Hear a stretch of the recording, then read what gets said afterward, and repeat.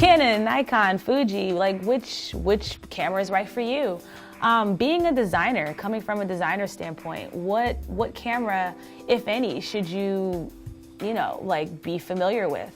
I started out using a Nikon, and it was mainly just because I wanted to take my own photos. A lot of the times when we do stuff for whether it's sketching or concepting or anything in the design field, we want to be able to utilize our resources. Sometimes we need stock images, sometimes we don't want to pay for stock images, and sometimes we're able to take those photos that we need ourselves, which is why it's good to always learn a little bit of the basics for digital photography.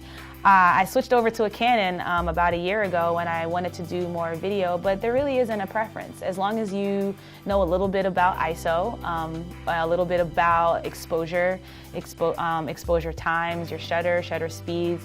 You don't have to have 17 different lenses and millions of classes and millions of lighting. I started out actually just taking photos outside because it was easier to work with the sunlight than to work with my own lighting. A really good book that I would recommend is Understanding Exposure. And it's a really thick, thin book that teaches you how to focus on exposure to make your images come out good. It's one of those things where it can help you in the long run, not only for stock images or for taking images for your own portfolio, but it can also help you to kind of maybe have a hobby when you don't want to be in front of the screen, or maybe take photos of inspirations, which you can also do from your iPhone or any other similar device. But it's really good to know the basics of photography, and you can take a quick class off of Skillshare, or maybe even just a quick tutorial just to see if that's something that you want to do.